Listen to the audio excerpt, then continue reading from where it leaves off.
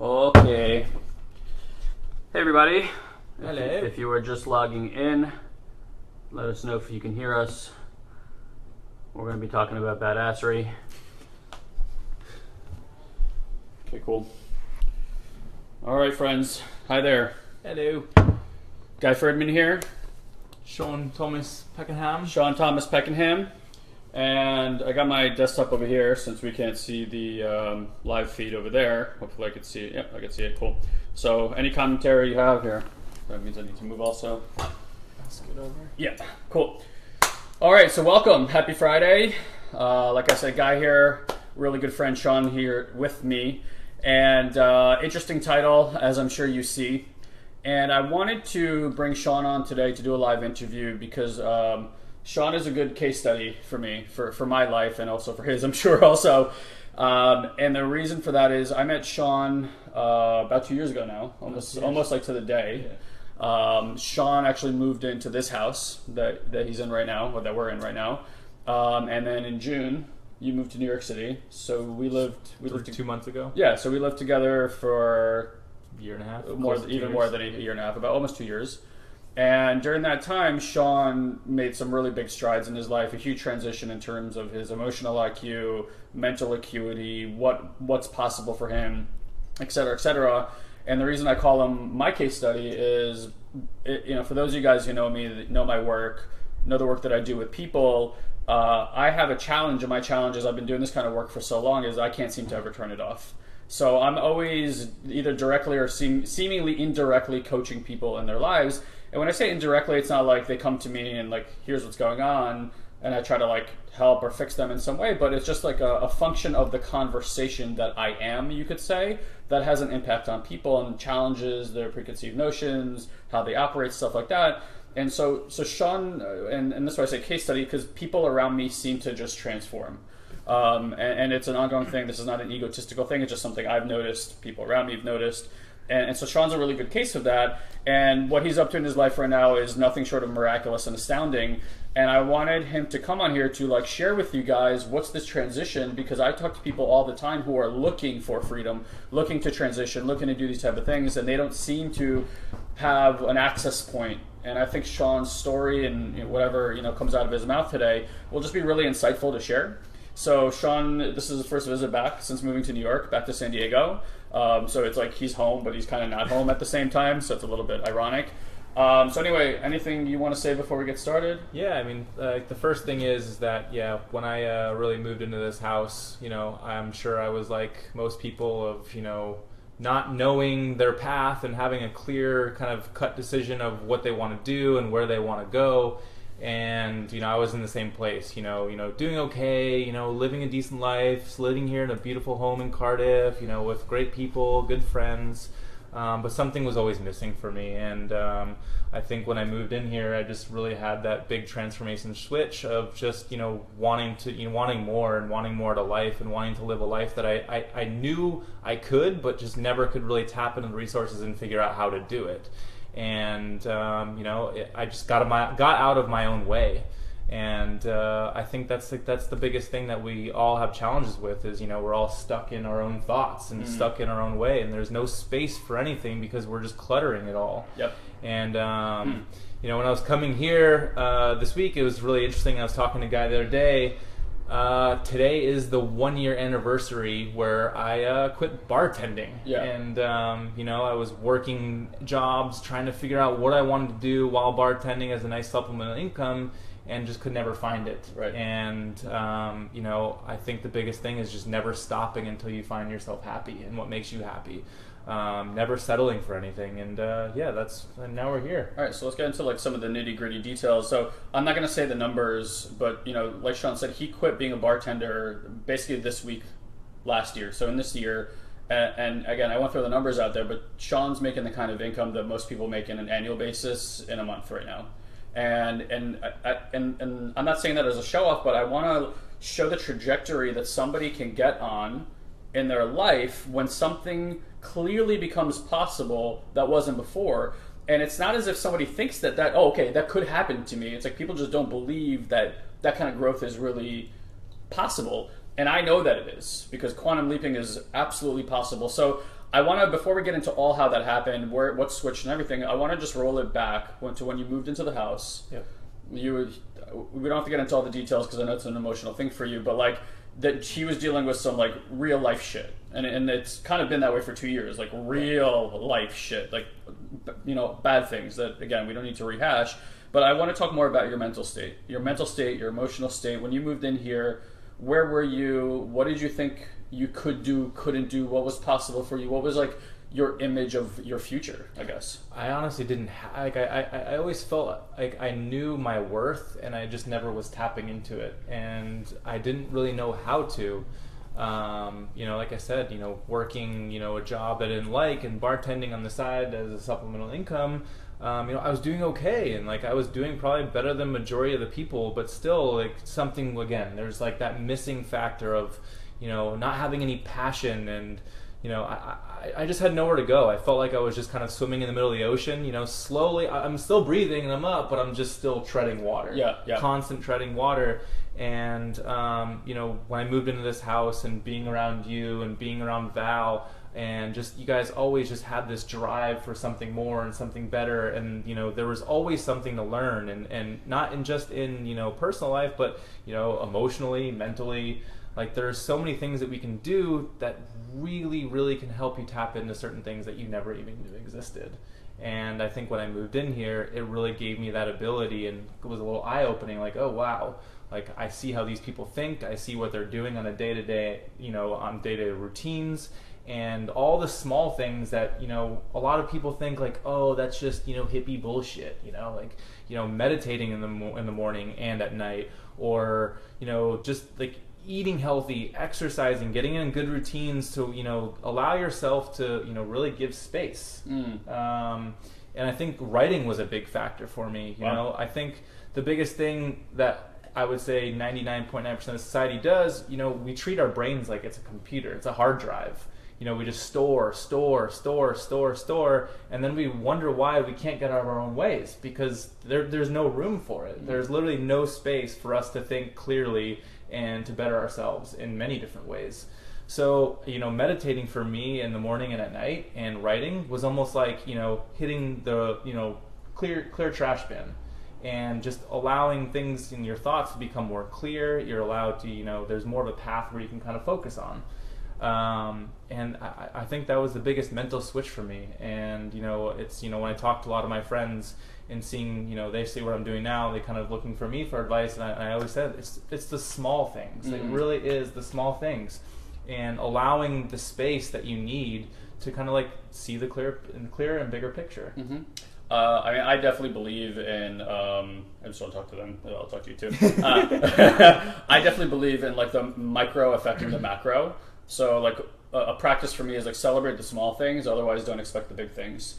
And it's kind of like that with everything. It's like all these little things that people don't notice. So for instance, like if your car is dirty all the time, if your room is disorganized all the time, all these things are taking up space, and you have a certain emotional and psychological response to your environment all the time. So when you get in the car, and every time you get in the car you think to yourself, fuck, I need to clean this thing, or like, God, this is disorganized, and you don't do anything about it. Like he said, it's like your hard drive, you're just storing things in there, and you're not like releasing and cleaning. And this goes for relationships, this goes for your health, and everything is a relationship. It's a relationship to health, relationship to God, relationship to friends, relationship to family, and it's all impacting your relationships. It's what it's really doing. And then when you're like, well, I want to get ahead, well, getting ahead is part of a different relationship also. Like everything that's happened to him is based on relationships. Yep. All of it. And even I know like one of the things that was quote unquote broken when you came in here was like an old relationship with a woman, right? Remember how big of an issue that was for you, and how much pain there was? Like that was like one of the first things I remember like getting in the mud with you about. Yeah. And you were like, whoa, he's thinking about this different, and right? Because I imagine you were probably going to your friends complaining about what was so. Yep. They were adding agreement to it, and then you just kept getting more of what you got, just feeding into it. Exactly. So and that how much, and guys, like how often do we do that? We have an issue. And you have to understand that your identity is set up in such a way that whatever your belief system is, you find individuals, organizations, and groups to create agreement for that which you talk about. Even if you fucking hate it, you continue to do it, because to you, being right about something is more important than the possibility of what's on the opposite side of it. It gives security and it gives certainty. So for him, you know, he would have these conversations, and of course he has a group of friends that are like, yeah, she's like this and she's like that, right? That would feed the beast. And then you go, well, I'm right, she's wrong. But it doesn't give you any space to ever move past where you are. Really? So here he comes into this house, right? And suddenly, like, there's this new conversation, and the conversation was, what can you take responsibility for? Remember that? Yep. Instead, before, he was just looking for what she was doing wrong to him. So we started having a conversation about responsibility. And suddenly, I remember, like, one day you're sitting in there, and I said something, and I just saw your eyes changed. It's like a twitch. Yeah, and like something let go, and that was the beginning of you going, well, holy shit, something becomes available when I take responsibility. And it was like a few more months of like that conversation, because the old programming is there. But I remember like slowly watching you like disseminate this like old belief, and I really think that's where everything started for you personally. It probably was, because I mean, right around that time, like 3 months after that, you know, I was just like continuing to seek for jobs, and you know, I started working for something. It didn't make me happy, and we had the conversation. If it's not making you happy, dude, you don't need that right now. You have a perfect opportunity. You have this like supplemental income bartending. Like you have a perfect opportunity where you can continue to seek and find what you love, and just find whatever makes you happy. Yeah. And this was the job in Phoenix or something? Well, that was when they asked me to move to Phoenix. Right. And then that weekend, I was like, oh, fuck that shit. Like, I'm not doing that. Like, no way. So, you know, luckily enough, as the universe turns out, that weekend I had to make a decision of, am I going to move to Phoenix and, you know, be at this like job that makes me decent money but doesn't make me happy? So I literally was continuing to find jobs, found my job at this current company, which now led me to where I am now in New York. And again, I think it's just all about allowing space, and you know, the universe gives you so much back when you continue to give to it. And when you put out the energy and when you put out the positive vibes, like it truly, anything really is possible. Like it truly is. And I think it's just such an easy concept to grasp, but nobody really believes in it, or nobody really practices it. Yep.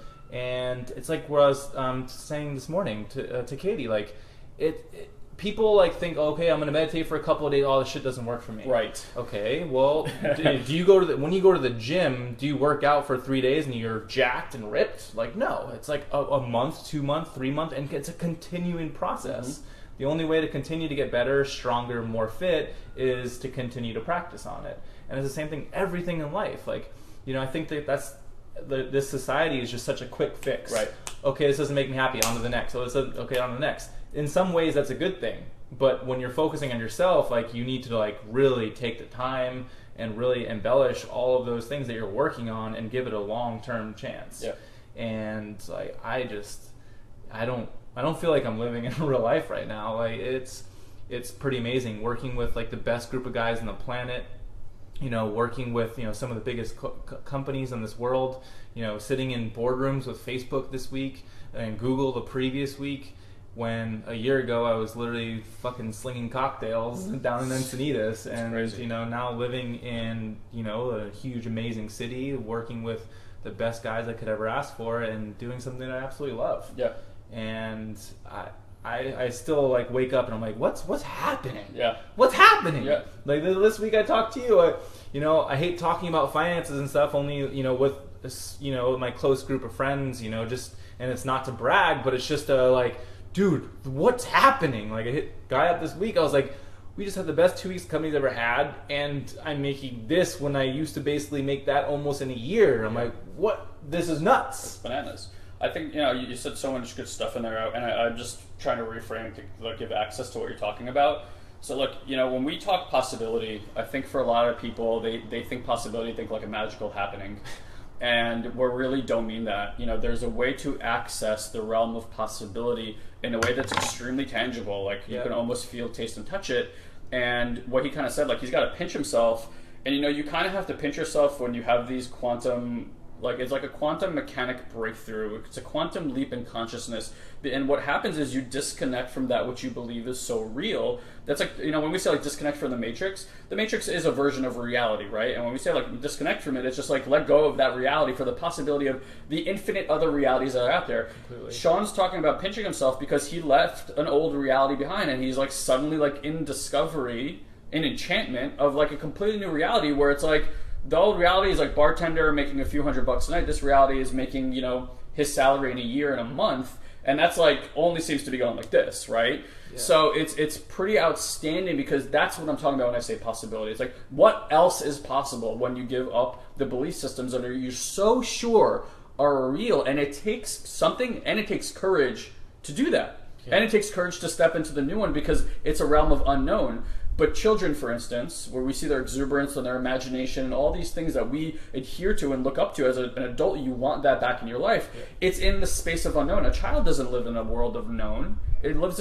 He or she constantly lives in the state of unknown. That's where imagination is from. So when you get into this state of unknown, your imagination, your creativity, all your juices turn back on, and you start living like a fucking child. And you start, but like in an adult body, and you're like, holy fuck, look what I can do. This is fun, right? The other thing I want to point out is he had the opportunity to take a job, and I think it was like $80,000 a year, which is, you know, nothing to sneeze at for most people.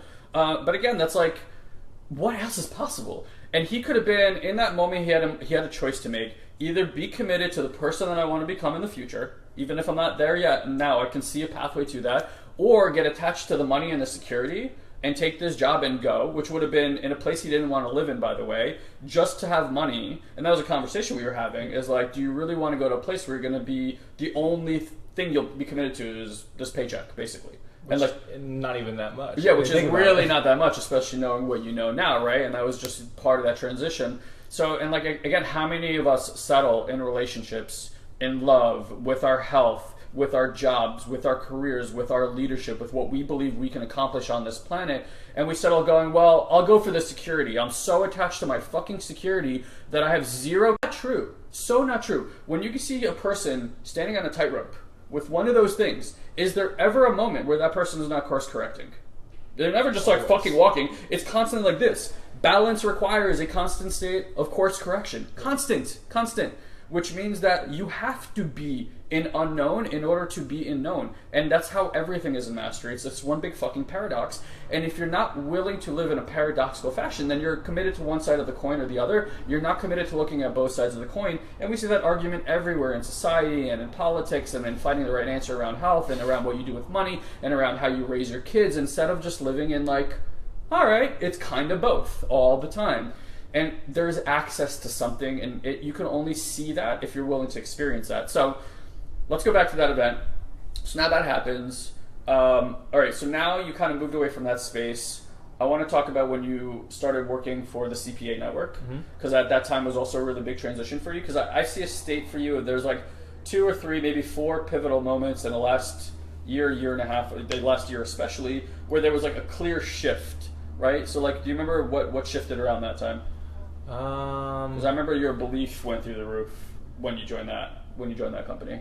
Yeah, I think I just saw what the opportunities were in a space where, you know, what I went to school for, and I think I just believed in it, and it was still like, it was the unknown, and that's what made it more exciting too. You know, I had no idea what this was, but all I wanted to do was learn about it. I don't know. Yeah, it's crazy. Well, let's talk about, so like, what became possible in that space? Because, and I'll frame it so I think you can answer into the frame. One of the critical things is a shift in environment. Yeah. Right. So like the friends we keep, again, are in agreement with the reality that you currently believe in. Just think about that. You are a product of your environment. We can't escape that design. Not possible, right? Like ducks swim with ducks, swans swim with swans. Humans, take your 5 closest friends, you will be the average of those people, financially, health-wise, everything, right? Yeah. That's what you see people dressing the same when they go outside with their friends. They're all cliquey and shit. Like, we just get impacted by that. Yeah. So if you're small, look in your environment. I guarantee you the people around you are not fucking making billions of dollars, right? Or like doing amazing things on the planet. They're most likely very similar to you. Yeah. So you had kept an environment that had you be a specific way. I believe that when you got into that space, it changed the environment. Oh, totally. And I remember your soonish. All right, we're back. Cool. Sorry about that, guys. Phone call. So yeah, so we'll just pick up. Like, where was the shift with that environment? I think I just like you just said. I really started to surround myself with like-minded people, and all I wanted to do was pick their brains, learn from them, learn more about the space. How could I get better? And yeah, I think when you're given, and I think a lot of people lose out is, you know, there are a lot of opportunities that come across your way, and we just have to pick and choose the right ones and really run with it. Not be scared about, you know, what's going to happen tomorrow, what's going to happen next week. Is this the right thing for me? Whatever it may be, like all the fears. I think the biggest thing that you really taught me was, everything that you fear, what most people do, they just continue to run away, they continue to push it away, they don't want to deal with it. But everything that I feared, I was like, I just need to keep running to this. Yeah. Like, this is, I'm fearful for this for a reason. I want to keep exploring those things. And when I continue to just run towards all those fears, stay up late, work on campaigns, literally figure out the business, I wasn't going out as much anymore. I didn't do much. Like, I was literally just like, I know if I put in the work right now and I grind for the next 6 months to 9 months, something is going to continue good to happen. Yep. And now I found a great place. I found a good home where I can really kind of figure things out. And that's what happened. I just continue to open that space up and just, instead of, blocking that and always wondering about, what tomorrow is going to happen. Where's next week? Where am I going to be next year? What's going to happen in 3 years? I'm turning 30. I literally just lost my uncle who's like my dad. I literally lost my little brother. All these things, I could have been fuck this shit. I'm done. Totally. I'm cool. And now I have an excuse, instead of making excuses, it just pushed me harder. I had to, as we a lot of our company, we call it, figure it out. Yeah, you just gotta figure it out. You let a nice philosophy, FSO, figure shit out. Figure it out, exactly. Yeah, and I think that's what happens. It's again, it comes back to what we surround ourselves, what we're watching, what we're reading. Are we coming home from our dead end job 9 to 5 that we aren't happy with, and we're throwing on reality TV shit to make ourselves feel better instead of, hey, I need to figure things out better because I'm not happy here, instead of just basically sitting in front of a TV and watching garbage all day, and that makes yourself feel better. Do things to actually make yourself feel better. Exactly. And it's all those small things and just the small mental switches that make a huge difference in your everyday life. Yeah. And I think it takes work. And I think that's the biggest thing. People just want an easy fix. They want things handed to them. And then they sit here and say, why me? Poor me. I'm not doing this. Well, what are you doing to actually change it? Yeah. Literally, what are you doing? Yeah. It's very easy to make excuses. I could say, I have the biggest excuse book there is. Like I said, I've, my family, my brother, all these crazy things that are happening in my life. I actually don't know anybody who had more difficult circumstances in the last year and a half of their life than Sean. He could easily be wrapped up in bed somewhere, pity party every single day. It's not been easy. He dealt with anxiety during the year, panic attacks at some point. Anything that could be dealt with. Sorry, brother. No, it's anything that could. Thank you for being this authentic. And we're not getting into the details of it, but the worst things you could imagine that could happen to somebody in succession, pretty much this kid has had to deal with. And he did it in stride, and he did it, every single thing was an opportunity to become a better version of himself. And how many people don't take those opportunities? It really is just why is this happening to me? Why is life doing this to me? Why is God doing this to me?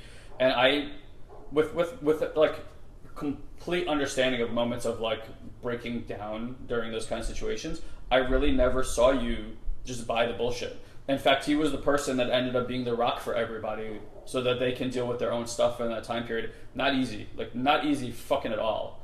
It really is tremendous, and something I commend you for. It's something that I watched from the side and was inspired and at awe by. And I was really happy that you were in this house, in a place that could take care of you during those kind of events, because they were cataclysmic. They really were. I think being around you and being in this environment, and some of my other friends who are just very supportive, it helps. It definitely does. And I want to go back to the point where you're saying, instead of why me, why this, why is this doing this, why is it all happening? Instead of that philosophy, it's what can I learn from this? What is this teaching me? How can I learn to grow from this? Because all of the small things and all the crazy shit that we go through, we all go through them. Trust me, I completely get that. I'm not saying my pains and what I went through are harder than what you've gone through and whatever's happened to you in the past. But what I am saying is that you have an opportunity where, what really doesn't kill you is only going to make you stronger. It sounds so freaking cliche, but it's so true. And with everything that really happened to me, it was all learning experience. And it was all okay, now I have to overcome this. All right, how am I going to do this? Yeah. Let's just figure it out. That's all it is. I've been on my own since I was basically 17 with the help of my aunt and uncle here. And I've always had that philosophy of when your back is against the wall, that's when you're going to grow the most, because you just have to figure things out. And your subconscious will tap into things. It goes into survival mode. And I feel like that's just kind of been like the last 2 years of my life was complete survival mode. All right, I want this out of life, I want this, I got to do this, I have to do this, I have this. No excuses, no bullshit, sacrifice whatever it may be for the time being, because I know it's going to pay off in the long term. And I can sit here and tell you guys, being open and honest, like, it has paid off, and I don't even know what to do with myself anymore. And now I'm able to do all the things that I want to do. I can go travel, I can go work from anywhere I want to go. I have these amazing group of friends, an amazing group of company that has my back throughout everything, and it's really special. And I'm like, it's hard for me to tell a camera because it feels really weird, but it's insanely special. And I couldn't even envision this, like, again, from a year ago. You know, bartending in a fucking bar down the street, pissed off they have to go work from Friday, Saturday nights, and then I go back to work and working a job that's okay. Yeah. And now it's like sitting here and having the conversations that I get to have with like big corporations and these amazing marketing companies, and working closely with Facebook and with Google. Like, it's mind-boggling. It's mind-boggling. It really is. Like, even I have to sit here and be like, damn. But here's what I want to point out, right? Everything is just a matter of distinctions, and your relationship to what's happening. So, like, there's relationships we have to words. If I say the word challenge, people are like, fuck, I gotta learn, gotta grunt it out. Like, there's a whole world and a whole paradigm that the world challenge creates. However, in the same token, every challenge is an opportunity. And you could just stop saying I'm challenged, and you could say, whoa, look at this opportunity. So, like, when he's talking about being against the wall, right? Most people don't look for their edges. They have this world that they've created, and they stay so far away from the edges of that world that they're kind of like, if the world was a circle, they're in the center, and they pop out a little bit, and then they pop back into the center. They pop out a little bit, and they pop back into the center. They don't go out and, like, walk down the dark alleys of that world to find out, like, oh, fuck, there's a wall over here. I wonder what's beyond the wall. And that thought of, like, what the fuck's beyond that wall? Like you said, that's where fear lies, right? Because you don't know what's beyond the wall. That's where fear comes from, the unknown. When you understand that you can operate consistently against that wall, and you can actually set up your life, seriously, in such a way where the environment you has pushes you into walls all the time. And that means always, by the way you do that is you create life as a game, and then you constantly look how to up-level the game. 100%. Always. Constantly up-level the game. And not so you know how to win the game, so you play the game to figure out what the fucking rules are to even win the game. You don't even know what the game is yet, because you don't know what the game is on the opposite side of the wall yet. So you go explore on the opposite side of the wall, and you have to do the exploration to find out what the fucking rules are over here. And then maybe you can sort of kind of figure out how to win that game, or at least get into the direction of winning the game. But it's constantly looking for the edge. If your life is about survival, if your life is about being comfortable, guess what, guys? You stay this small. If you want a life that's about thriving, then you live in a challenge space. But again, like, I don't perceive my life as a challenge. I don't perceive my work as a challenge. When things go shitty or wrong, I don't look at them as challenges. Everything I go is, whoo, what a great opportunity right now. And you know what? I get really excited about what is it that I haven't learned that has me deal with this in a non-powerful way, and I can learn how to deal with this in a powerful way. Next time that thing comes up in my life, it's like, it's nothing. It's nothing. But if you're not willing to do that work, then you always stay where you fucking are. You get convinced that something is happening to you. You become a victim, and all those fucking things that happen are just an assurance way of keeping you exactly where you are. Yep. Nothing in this world happens without you stretching yourself, your belief systems, getting an integrity inside of your relationships, putting integrity back into your life, and just doing the fucking work that's required to have breakthrough type thoughts and emotions and spirituality to move into that direction. So to kind of just start moving towards wrapping this up. All right, so you were in that workspace. Lots of things happened. You were being really challenged. By the way, one more thing. So about creating like an environment that challenges you. When they study people who enter flow states are like when we say people are in the zone. Yep. So like Sean is fucking in the zone, right? And in the zone, what happens is like there's an alignment with the universe also that things just seem to happen with you. I call it synchronicity. Right. It's like the word of my life right now. Right. And so when we say, like, I know people say this all the time, like, it's happening for you, not to you. When you enter zone space, when you enter flow states, it becomes really clear that, holy fuck, this is working with me. Yep. Like, I am clearly in the stream. So it's like you can, what's that, in Finding Nemo when he's with the turtle? Yeah. And the turtles ride the stream? Yeah. That's like flow state. Yep. Right? Like, you can enter flow state, and then this thing just, like, you're with it, but he's, like, flopping a little bit, but it's kind of carrying him. Yep. And that's what these flow states kind of feel like. You're like, whoa, I'm saying something, and it's like there is just pure alignment. The right people come in, the right events happen. It's just like boom, boom, boom, boom, boom. When you're in that other place, you're constantly either out of the stream or going against it, and then wondering why you're not gaining any ground. So part of the way that you do that, again, it's environmental in nature. Yeah, 100%. You can create environments. So like extreme sport athletes experience this all the time because they're constantly in environments that challenge their lives. So they're immediately thrown into these flow states. It's a lot like when you're in a car accident. Like everything slows down. You're getting a lot of information. For anybody who's been in a car accident, I imagine everyone at some point has had like a scare in the car. You know, time slows down. It's called time dilation. You feel like you can make a cup of coffee while that's happening. You're like, all right, well, we'll deal with that in a minute, but let me go get my cup of coffee over here, right? Like you have forever in that moment. And that's kind of what happens in these flow states. You start losing sense of time because time is not a real thing, right? So it's like, it's just the experience. It's all relative. The past 2 weeks have been like, is it Tuesday, Wednesday, Thursday? Yeah. No, it's what day is it right. again? And that's a really good way of knowing if you're like in these flow states consistently, because you kind of lose track of the days and the time. A week seems like a month seems like a year. Yeah. Like the way that at least for me, how it feels, maybe you're like that now too. Like a month over a month for me feels like a year now. Easy. In terms of like my personal development. Like I used to, you're 16, 17, you look back at yourself, you're like, whoa, I'm a different person. Most people grow a lot in their teen years. They grow a little bit when they're in 20s, and then it just kind of plateaus. And they kind of stay that way for a long time, but maybe small incremental changes, and then they just die. When you take on this type of lifestyle, that never changes. In fact, it seems to accelerate. And it's not even year over year anymore. It's like week over week, month over month. You're like, whoa, whoa, whoa. Like, I don't recognize the person I was in June. It's like that. It's like that crazy. Oh yeah. So, and again, it's accelerated time dilation, growth, and flow states. And part of that is constantly doing things that challenge you. It's why Ilan and I do live events that are outside of our scope of understanding. It's why we take up partnerships outside of our scope of understanding. If you take something on and you already know how to do it, you're not doing anything. You're not challenging yourself. Yep. Whatever game you take on has to be outside the scope of you knowing how to already play that game. Yep. And that's where flow state happens. If you're willing to not see it as a challenge, as an opportunity, you just dive right in. Completely. So he is in this workspace, which was actually really elated and give you a lot of expansion. Yeah, totally. And then like you hit your wall, right? So I want to talk about like you hitting the wall. And then what happened next is, personally, I feel like towards the end of that experience, when you started being like, this isn't really for me anymore because I've outgrown it. And then like what came next and how all that alignment happened to create the life that you're like living in right now. Yeah, and I think that's what happens again when you really you're in your flow state. You just find that everything just seems. Oh no, we're good. Sorry, I was interrupted for a second. Yeah. So when you're in that flow state, everything just seems to aligning. They're like, wow, how is that happening? How is this happening? Wait, this is perfect. No, it's pretty crazy how it starts to work.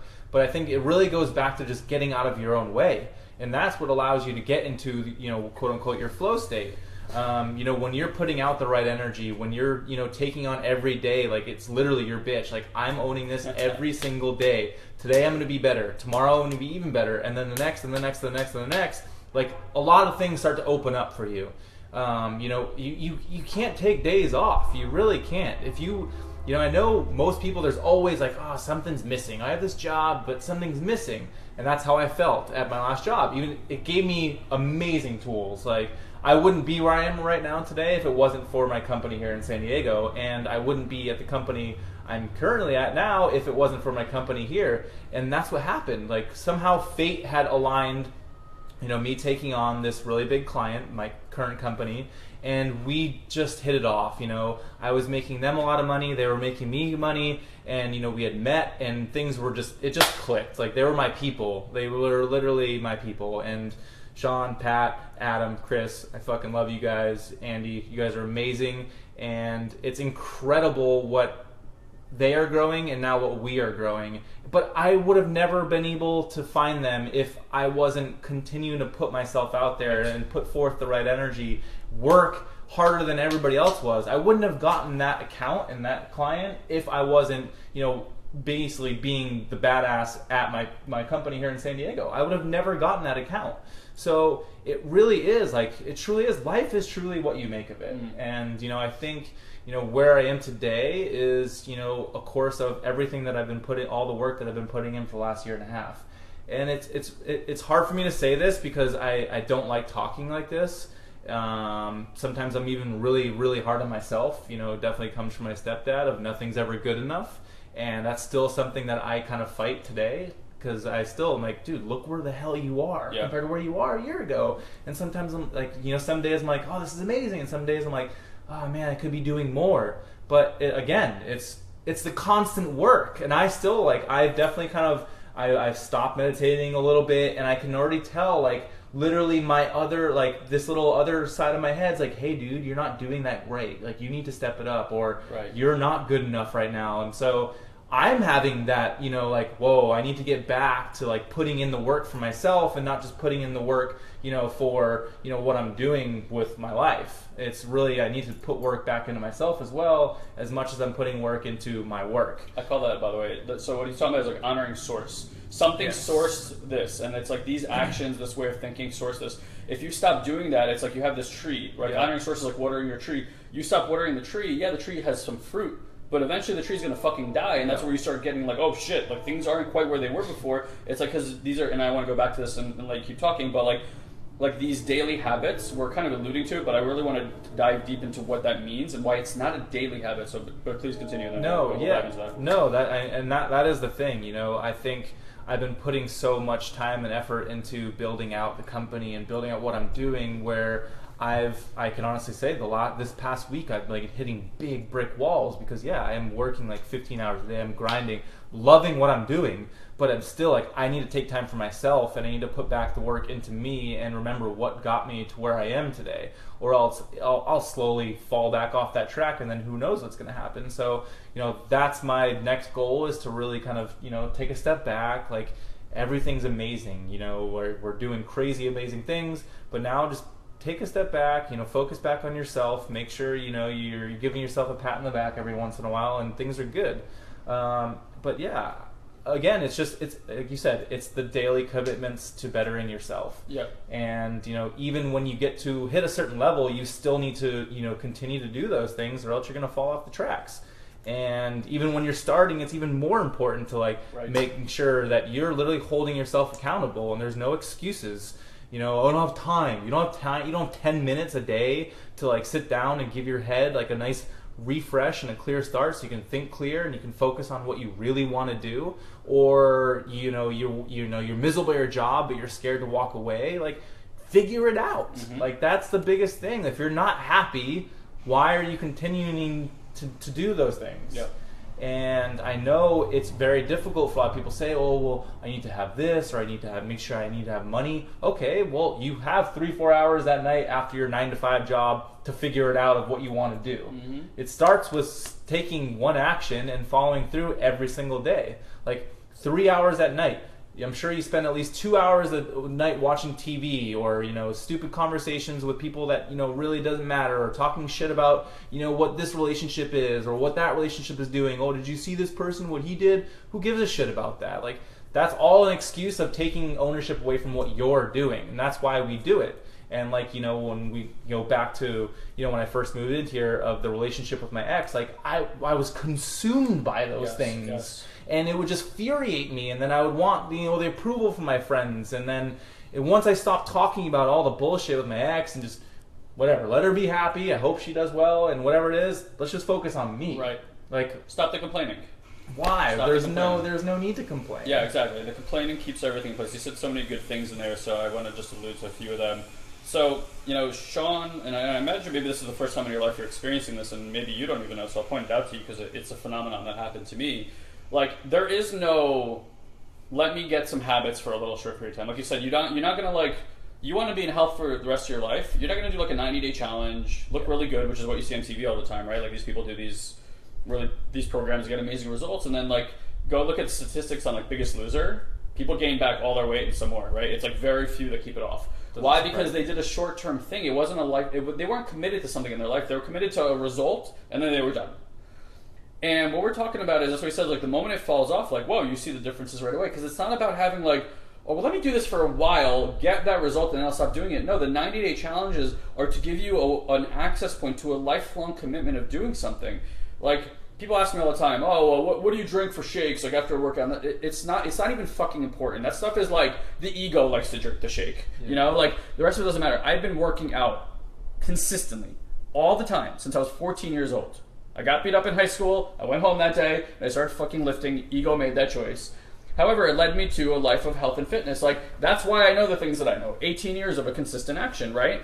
So, education, daily education. You were saying about, like, you have 3 hours, 4 hours a night. Do something with it. And it doesn't have to be 3-4 hours. You want to watch TV for an hour? Go fucking watch TV. But, like, if you make a commitment to listen or read a book for 30 minutes a day, 30 minutes a day, that's 900 minutes at the end of the week. If I'm doing my math right, that about 16 hours, I think.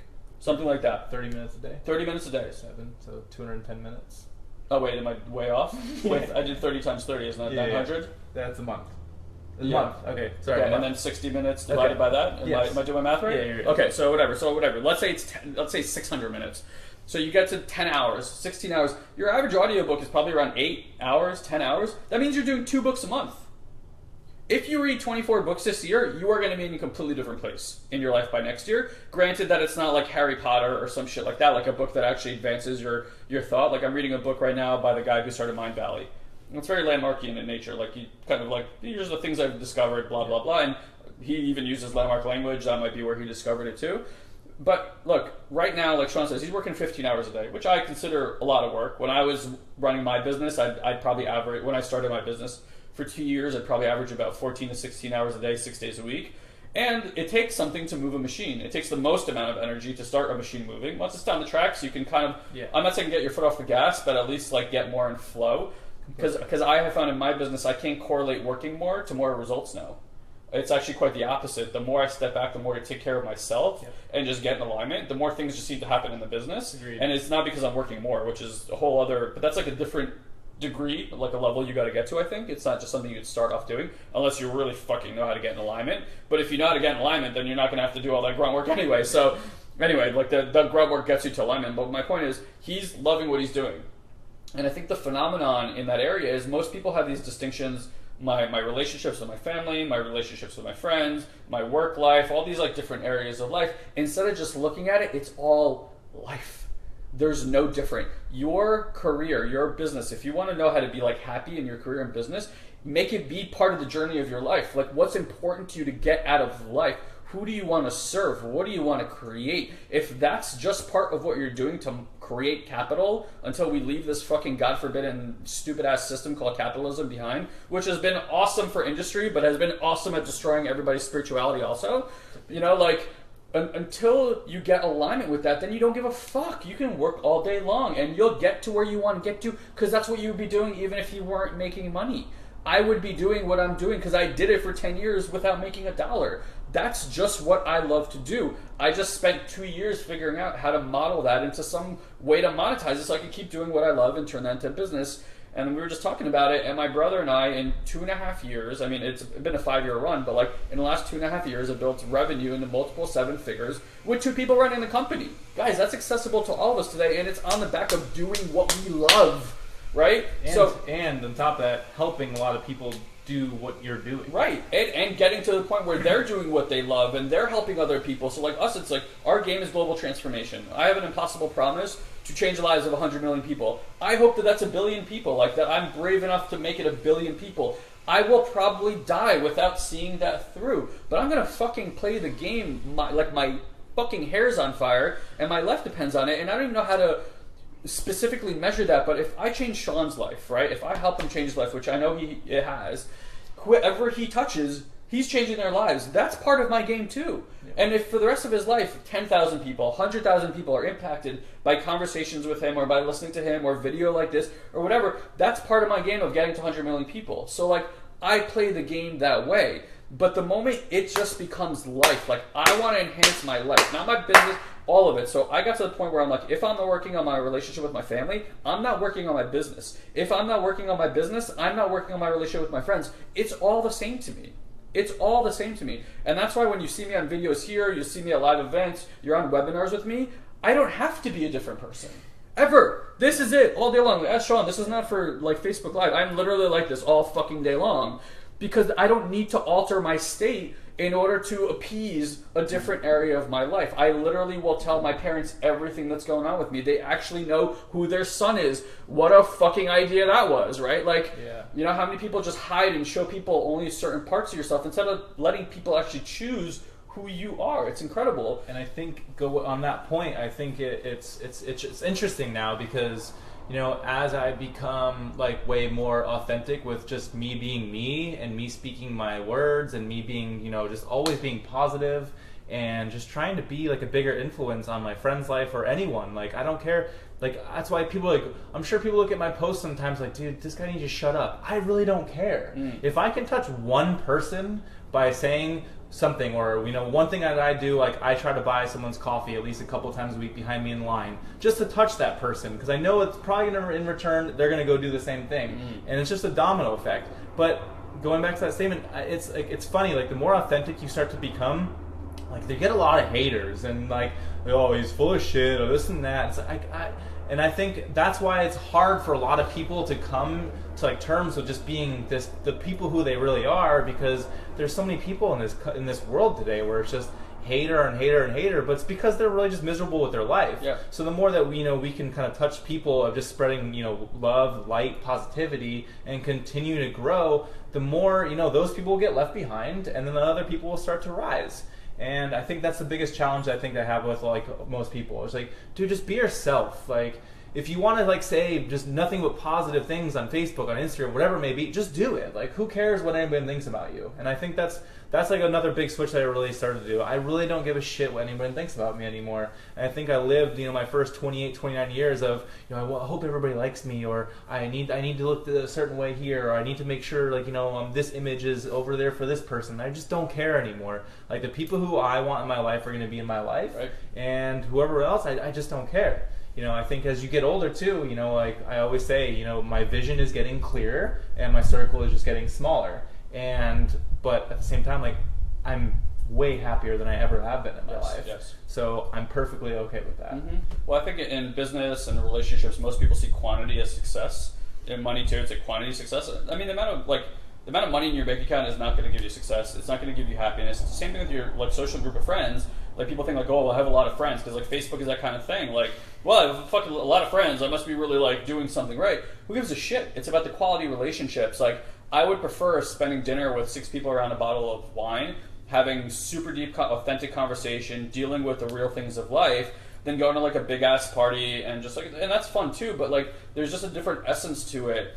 And I think that's really important when you start seeing that, but also like giving up that you need to look good, or that like having a lot of friends makes you look a certain way, and like it like there's access to a whole other world when looking good stops being the predominant thing that you go after, and we do really have a world of looking fucking good running amok and blame society, right? So and it's mind bending to me, like you said, like, who genuinely cares what somebody's inner thoughts about you are? That has zero impact on your life at all. I find it as ludicrous as like when they try to make laws, whether you're pro-life, pro-choice, I don't give a shit about that, but like here you are in Alabama, like trying to enact like federal laws that affect somebody like that lives in California that you're never going to interact with, speak with, be part of their life, inner circle, like nothing. Like, why do you care at all? Make your own fucking choices for yourself about how you believe that life is. You want to abort a baby, abort a baby. You want to keep the baby, keep the fucking baby. How other people live their lives should have zero impact on what the fuck is happening with you.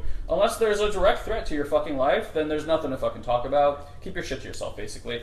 And not keep your shit, but like go within and get the lessons and like learn what you need to learn, so that like you becoming a more transformed human being transforms the planet. Amen. Like, it's not about doing the workout here, really. It's really about doing what the inner game is more important than anything. Anybody who's successful, sports star, business person, go read any of their fucking books. It's a journey of the inner game. Every single fucking time. So if your concern is with constantly trying to change your world so that you can feel better living inside of it, you're playing the wrong game. Completely. You're playing the wrong game. It'd be miserable. Yeah, whatever's happening inside, you're going to see outside a reflection of the inside. That's all it is. There is no outside, honestly. It really is all just a fucking reflection. So that's awesome. Anything else you want to share about the last few months? No, honestly, I think, we covered a lot of things, and I think my biggest thing is just to really, I can't express it enough that truly anything is really possible when you get out of your own way. When, again, it's just really taking doing all the small things that, help the mental state and create your own, flow. And, I think people are always, looking oh, I need this or I need that. Or no, it's all here. You have all the control here. You don't need anything else, but you just have to have a mental switch here. Yeah. And when you switch that, and you really kind of take the certain steps and the small steps to really better yourself and to further your future and to get what you actually want out of life, anything's possible. Yeah. And I can't thank you enough. Amen. Guy was the first person, dude, I'm having a little surprise visit home. I don't really want to tell anybody, but I want to come and hang out. Let's just talk. Because honestly, I owe, I told you this on my going away dinner, man. I owe so much to you. I would not be where I am right now if it wasn't for moving to this house. And that's one thing too. I moved into this house. I shouldn't have moved in here. I probably couldn't afford it. But what I did was I put myself in a very uncomfortable position because I had there was something I was like, this is going to teach me something, and I'm going to work harder. So I can't afford this place, but I'm going to figure it out so I can. Yeah. And now we're here, and Trust your instincts, right? So, yeah, I think that's the biggest thing. Just whatever makes you uncomfortable, just run towards those things. Whatever you fear, run towards those things. The more that you run towards those things and you get out of your comfort zone, the more you're going to grow. And I know everybody wants to grow. I know they do. I talk to all my friends, and there's always just this small thing missing, and you can tap into it. It's just about... It stopped. Stop. No, it's ready to go. Hey! All right, so reflect on your week and just get complete with whatever you need to get complete with this week. What you need to get complete with is what you're making wrong about your week. If you're making something wrong about somebody, yourself, some situation that happened this week, if you make it wrong, it is coming back again to bite you in the ass like a boomerang, except the boomerang will be bigger next time. So if you don't handle it by getting in communication about what's not working for you, you will deal with that thing again. It is how it works. That is the design of humanity. So stop making the shit wrong, and then look for yourself. If you have this amazing weekend, this expansion, because most people feel really expanded during the weekend, then they feel really contracted during the week. But actively create while you feel space, but you get space when you complete things. So if you get in communication about what's not working for you, you're going to feel space. Then speak into reality that which you want to see, and then watch as things start aligning around you for opportunities. And like Sean said, it's going to show up like fear, because you're not going to know. Something's going to happen, and then you're going to feel afraid. The fear is your guide towards where your instinct actually is. And if you go take action where that fear is, you're going to find that what you really want, even if it's not what you think you need, it's what you want, is on the opposite side of that thing. That's the lesson. You get that lesson, you level up, and you just keep doing that over and over again. A year later, I'll be interviewing you over here. Yeah. All right, guys, love you. Have an amazing Friday. Cheers. Bye, guys.